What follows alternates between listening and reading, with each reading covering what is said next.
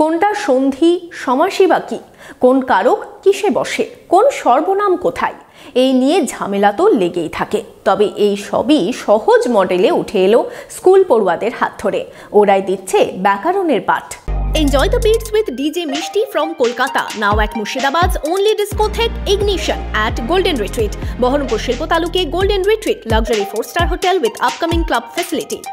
গ্রামের নাম ব্যাকরণপুর, নদীতে ভাসছে সমাসের নৌকা, কুড়ে ঘরে চলছে নানান কাজ, বাগানে খেলা করছে বর্ণ, শব্দ, বাক্য, পদ। এই নিয়েই মডেলের মাধ্যমে বাংলা ব্যাকরণের পাঠ দিচ্ছে স্কুলের পড়ুয়ারা। বহরমপুর গার্লস কলেজে চলছে উদ্ভাবনী মেলা। সেই মেলায় চুয়াপুর বিদ্যানিকেতনের ছাত্রছাত্রীরা দিচ্ছেন ব্যাকরণের পাঠ। ব্যাকরণকে আমাদের অনেকেরই খুব নিরস একটা বিষয়বস্তু বলে মনে হয়, তাই ব্যাকরণকে উপভোগ্য করে তোলার জন্য আমরা এই ব্যাকরণ নগরী বা ব্যাকরণপুরের সৃষ্টি করেছি। তার মাধ্যমে আমরা ব্যাকরণকে খুব সহজভাবে উপস্থাপিত করার চেষ্টা করেছি। একটা শিশু জন্মের পর প্রথম তার মায়ের মুখে শুনে শুনে কিছু বুলি আওড়াতে শেখে। সেগুলো হলো এক একটি ধ্বনি। ধ্বনির লিখিত রূপই হলো বর্ণ।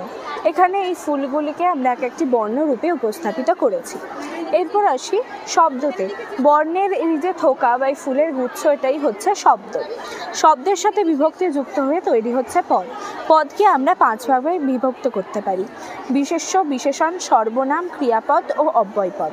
এরপর আসি আমরা ব্যাকরণের আরেকটি মূল অংশে, সেটা হচ্ছে কারক।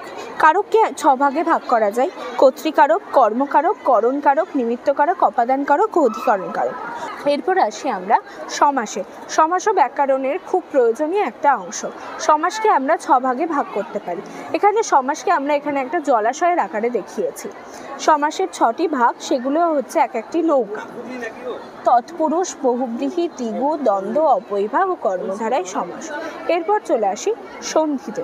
সন্ধির মাধ্যমে আমরা এক বা একাধিক বর্ণকে সংযুক্ত করে শব্দতে রূপান্তরিত করি। সন্ধির মাধ্যমে, যেমন এখানে মেয়ে দুটি একে অপরের সাথে হাত মেলানোর মাধ্যমে একে অপরের সাথে সংযুক্ত হয়েছে, তেমনি সন্ধির মাধ্যমে দুটি বর্ণ একে অপরের সাথে মিলিত হয়ে শব্দ পরিণত হয়। এভাবেই বহরমপুর গার্লস কলেজে আয়োজিত পড়ুয়াদের হস্তশিল্প মেলায় উঠে আসছে নানান উদ্ভাবনী ভাবনা।